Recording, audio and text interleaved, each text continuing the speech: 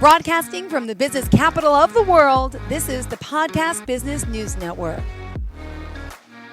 Welcome back to the show. We are joined here once again by Leigh Lincoln. That's Leigh Lincoln, author. Yes, she is an author of the Broken Road series and so much more. We want to welcome her back to the show today. How are you? I'm doing good. Great. Good to see you here on the podcast and on the Zoomcast today, which is always a great thing. Would you mind introducing yourself to everyone? So I am Leigh Lincoln. I am the author of 4 inspirational novels that are in the Broken Road series. Each one has a different character facing a different problem that they try to figure out where they went wrong, where they need to go next, and hopefully learn something along the way, because they're all on a physical, spiritual, and emotional journey. Wonderful. And tell us about the books in particular. And of course, we want to hear more about your backstory for those listening today, too. Thank you. Yeah. So my first book, Road Home, I wrote accidentally. I didn't mean to set out writing a novel. I was being ignored because I was just a mom, just a woman, just a volunteer, just a whatever. And so I started journaling one night, and I accidentally wrote a book because what I journaled had flipped from being about me to being about a homeless woman, because I'd been working with homeless and poverty advocacy for a lot of years at that point. And so I published it, didn't think it would go anywhere, but a lot of people were really receptive to that and learned a lot about homelessness that they'd never learned. And so I just kept writing, and now I have 4. So and like I say, they all have a different problem. So Road to Freedom is about a man who's dying of cancer, and he tries to fix all of his right all his wrongs before he dies. And then Finding the Real Road is about a woman with a really bad marriage who discovers she'd just been doing all the wrong things her entire life. And book 4 is The Road West, and it's about an elderly woman who almost had an affair when she was younger, and now all these years later she's kind of has to deal with that and all the ramifications of that, because it affected more than just her. Also want to welcome you back and talk more about, what brought you here as an author. And by the way, currently, where are you in the world? Because you also are a world traveler.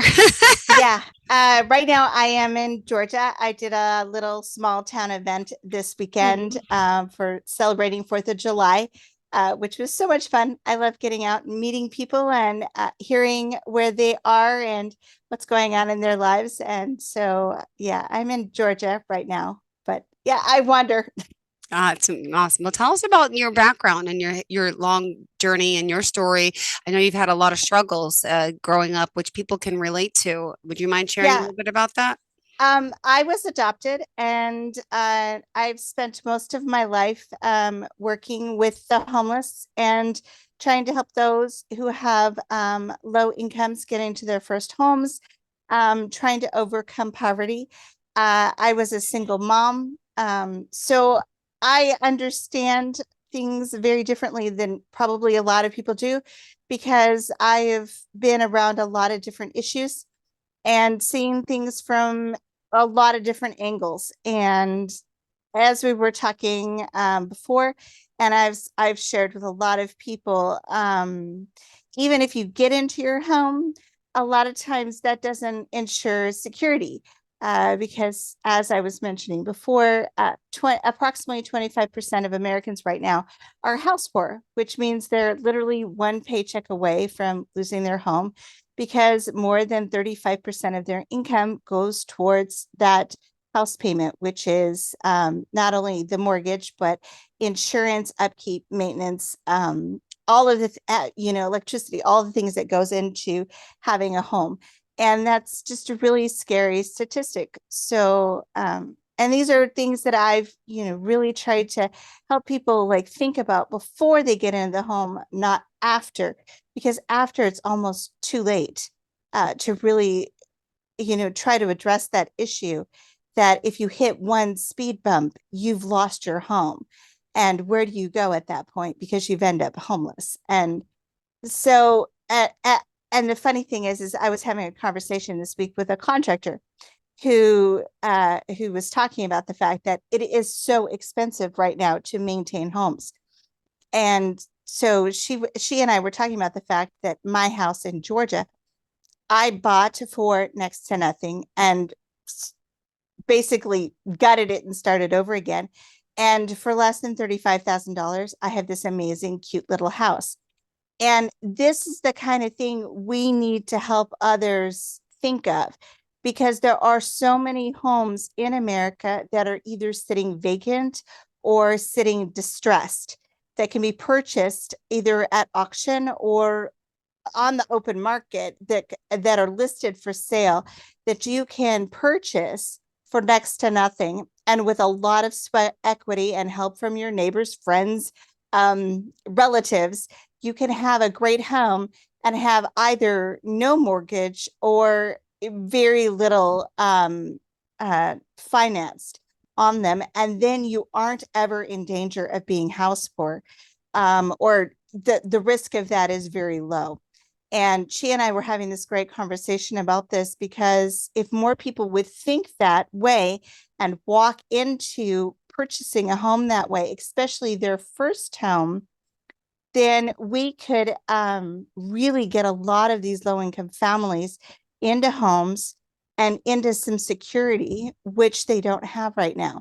And with the rate of homelessness at what it is right now, this is really something we as a community really need to think about. And can we take these distressed properties, and instead of having them be a blight on the community, turn them into something amazing? And so, this is why this conversation happened, is she was really looking at my home and what we had done with my home. And this is a solution. It's not for everyone, but it is definitely a solution for this problem.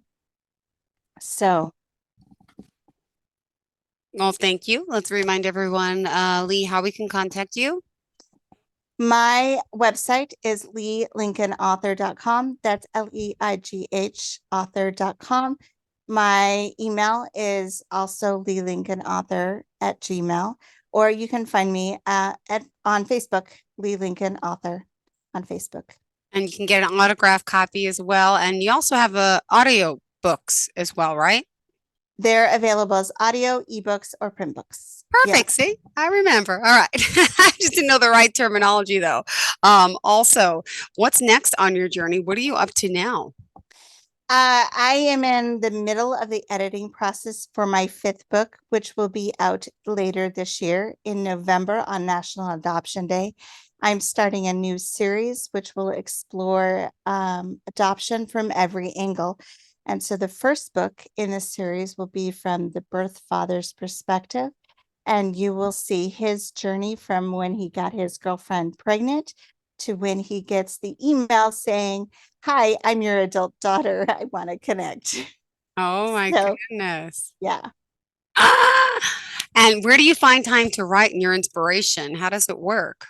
Well, I sneak in moments to write whenever, wherever. Have, as I like to say, have laptop will travel. This is the great thing about being an author, is it's something I can do from anywhere, because technology is what it is. And so I was just out west. I was doing research for this novel at Fort Sam Houston in San Antonio, Texas. Great shout out to all those guys at Fort Sam Houston. They were wonderful. Yeah, so I can work from anywhere. And that's one of the amazing things about my job, that I love about my job. I'm not restricted to just one place. And so that's awesome. So I just sneak in little moments, inspiration strikes. Yay, laptop, grab you. I can just start, if it's 2 a.m., I don't care. Wow. Now, were you inspired by any authors, or who were you inspired by to start writing? I will read just about anything. I read 300 to 500 books a year. I binge read rather than binge watch TV. So I'm one of those people. And I don't know if any one particular author inspires me, but I'm inspired just by the written word itself. And I've always been like that from the time I was little. I just have been a voracious reader my entire life. I'm just one of those people. And it has to be a real book. I don't like these ebooks. I have to hold a book. I have to smell a book. I have, yeah, I'm one of those people. Gosh, that's awesome. Good, good, good. Go ahead. Yeah, and actually I was reading a report on that too recently that there's something psychological about holding a book. That it for a lot of people it's actually something about memory and the touch and feel. There's something more important about a book that you hold than seeing it on a tablet. And so that's part of the reason why print books will never go away. And I was like, oh, I totally relate to that. I have a 6 and 8-year-old, so we of course love reading. The 6-year-old doesn't know how to read yet. The 8-year-old does, which is great that he's into books. And there's something to be said for that because I think a lot of the younger generation, I mean, don't get me wrong, my kids are on iPads and all too, but there's a lot of electronic stuff compared to good old hands-on picking up a book and getting lost in a story, you know? Yeah. And and like I say, there's something about the way books are when they're print that just lights me up and I just love it. And and I've talked to a lot of people and they're that way too. When I go to events and I sign a book for people, and not only is it signed, but it's a physical book, and you can just see it on their face that it just lights them up the way it does me, and I just love it, and so I'm just like cool. And I love it when parents read to their kids. And I know my books are for adults and no kids should be reading my books, but I just love it when I hear parents who say, "Oh, I read to my kids." Love that because yes, we need to be reading to our kids. But I think a lot of parents don't anymore, and that's kind of sad. You need to take that little moment every night and read to your kids. It takes you 5 minutes. Just read a little story to your kids before bedtime. I It agree. should be part of everybody's routine. I don't know, but I and maybe that's just me, but because I'm just a book fiend, I know. No, that's great. And let's remind everyone though, Lee, how we can contact you. I can be reached at my website, leighlincolnauthor.com. That's Leigh, lincolnauthor.com. Or you can reach me at my email, which is also leighlincolnauthor at gmail.com. Or you can find me on Facebook, Leigh Lincoln Author. So I'm really easy to find. Yay. Thank you so much. Well, we still have quite some time left. What else did you want to share about you, your story, your work for our listeners out there to know? Well, I speaking of events, I was at an event this weekend, and another thing I love is connecting to people where they're at. And so I had this great chat with this teenager, and she was asking me questions about what it's like to be an author. And I was just telling her, well, inspiration strikes me, and I was telling her about how I wrote my first book. And I said, and then finally, she kind of had this look on her face, and I said, so what about you? Do you write? And she's like, well, I journal a little bit. And I said, well, you did hear what I said about my my journaling accidentally turned into a novel. And she's like, yeah, but I'm not that good. And I said, did part of what I said sink into you? I wasn't that good either, but I accidentally wrote a book. And she looked at me a little better and she's like, oh, and she said it exactly like that. And I said, see, you don't have to be perfect. It doesn't have to be pretty. It just has to be your voice. And then she had these big eyes all of a sudden because it just clicked. And she was like, oh, and then her oh just completely changed. And it was so much fun because that's the thing I want to do too is inspire others to learn that they can have a voice and they can share what they love with others. And if it's not writing, well, that's okay too. I don't care. But I got ignored for so many years that that's one of my things too. I don't want anybody to feel that what they have to say and what they want to do is less important or not important. And this girl totally felt like, oh, I'm just kind of noodling around. It's not worth anybody's time. And so I'm hoping I really kind of changed her mind. And I think I did based on her reactions. I really think I did.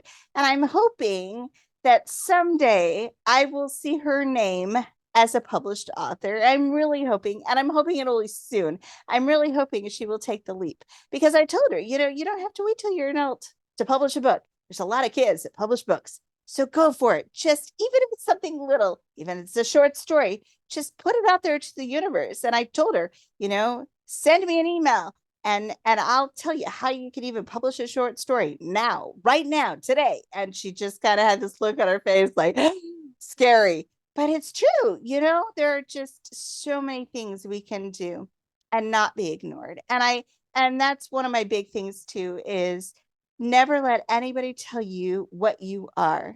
You are who you are, and you get to decide that, not anybody else.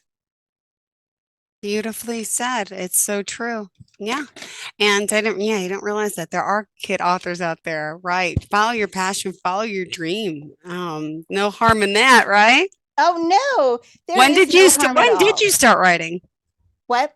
When did you start writing? I was in I was old. Did you I write am old. did you I write would as a say child? Did you it start was writing?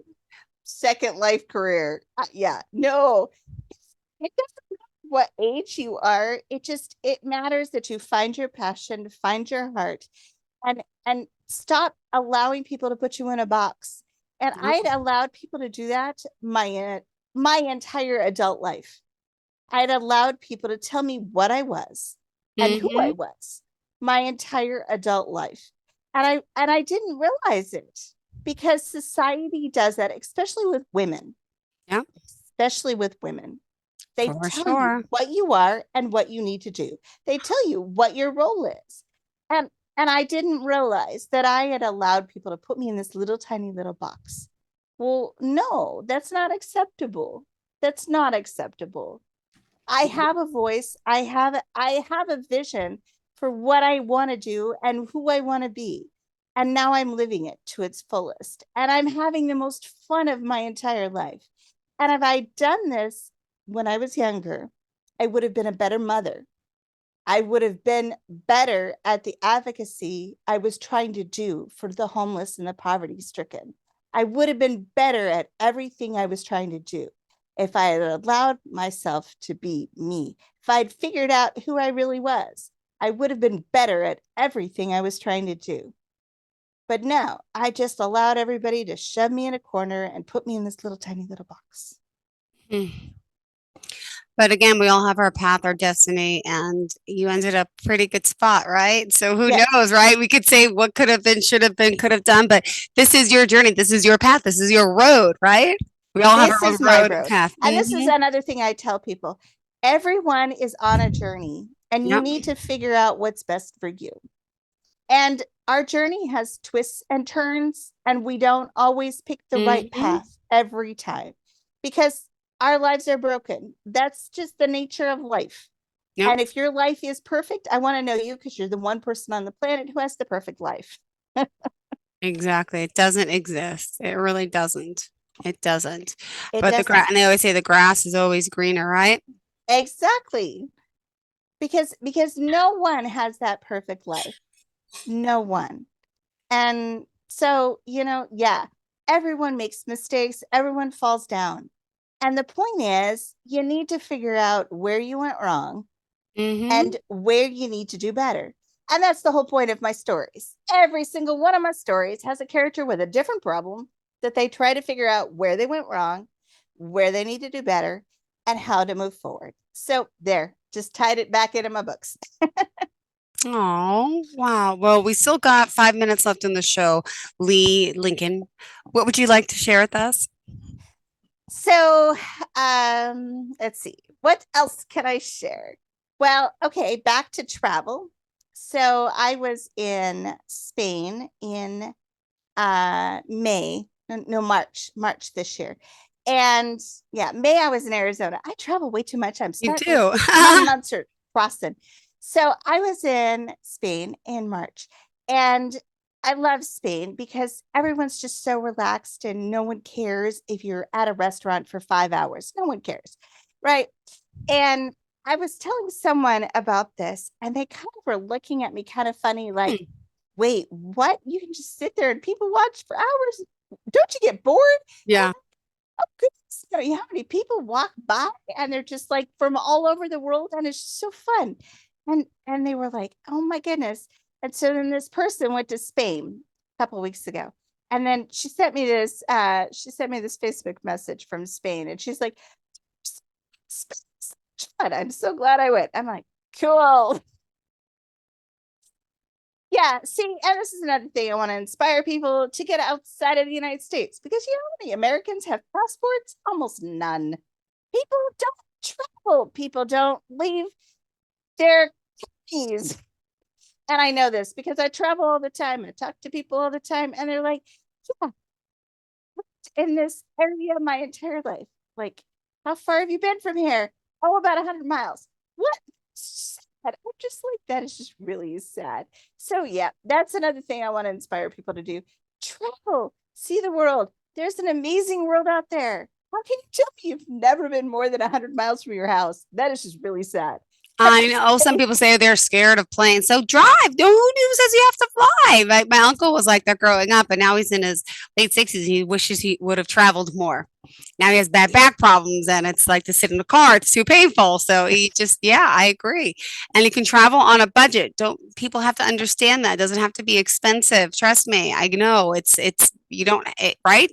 How do you travel? Do you look for You can bargain go to Europe. deals? You can rent an apartment for really cheap for a week. You don't have to stay at a fancy hotel. You can totally bargain basement, even Europe. I'm just saying. Get the super cheap flight that leaves on a weekday, and get the cheap apartment and just wing it and at some local non-touristy place and just wing it. Have fun. This is what I say. As for driving, you know how far you can drive from America? You can drive all the way to the tip of South America driving. And you probably don't want to do that, but you can. You can get an amazing far, far away from your home in a car. So, there's no excuse to not travel. I'm just saying, hey, just why do we not travel as Americans? Yeah. Anyways, Well, thank you for that. And let's inspire us to travel more. And since the pandemic, I think like the statistic on the news about how much people are traveling now, it's like 300% up than it was back in like 2 years ago. Something crazy know. like that, right? Did you hear Yes. that? Yeah, because all of a sudden people are like, "Oh, I was trapped at home, and now I'm finally going to do this." But it's still a very small percentage of Americans, even though it's up so much. It's still a very small percentage of Americans who are willing to get outside of their comfort zone and wander. And Mm. yeah, I travel because it's fun, and I also travel because I want to put that in my books about all these amazing places, Aw. because I just want people to see that it is just a wonderful thing to go out there and meet amazing people. Oh, well, thank you. It's amazing having you on the show. Tell us how we can contact you again. Thank you. You can contact me at Leigh Lincoln Author at Gmail, which is Leigh Lincoln Author at Gmail, or go to my website, leighllincolnauthor.com, or you can find me on Facebook, Leigh Lincoln Author. Perfect. Thank you so much. Pleasure having you here and looking forward to the next time we connect. Awesome. Thanks so much, sweetheart. Have a great day and enjoy your fourth. Are you not working tomorrow? I am not working tomorrow. I'm probably going to sit out on my back porch and bake in the heat. Beautiful. Enjoy it. Thank you. Barbecue here, I hope. Thank you. Have a great day. Always a pleasure having you and really great to see you like this. It's so much more personal. We'll see you one on one. And congrats on your success of the books. And again, for helping so many people. It's a great thing. Thank you. You're welcome. Have a wonderful day. You too, hon. Bye bye.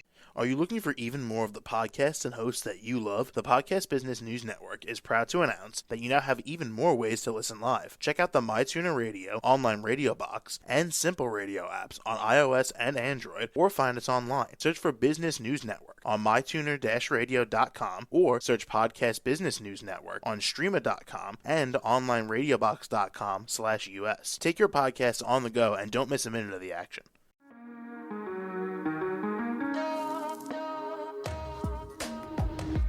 Broadcasting from the business capital of the world, this is the Podcast Business News Network. For nearly 2,000 severely injured veterans, everyday life has become filled with barriers. Day-to-day simple tasks can become pretty daunting. I have to carry my chair up 2 flights of steps or have somebody do it for me. What scares me the most is just the falling. When I'm struggling with my house, I think, to have that one great barrier just knocked down, it's crucial. Home for Our Troops is a wonderful nonprofit that builds a mortgage-free, fully adaptive, handicap-accessible house. And there's no catch. It'll be our very first home that we've ever owned. This is a game changer. This is where your life begins again. We need you to join us in completing this important mission. Please visit hfotusa.org and help build homes and rebuild lives. Because of you, everything's going to be okay.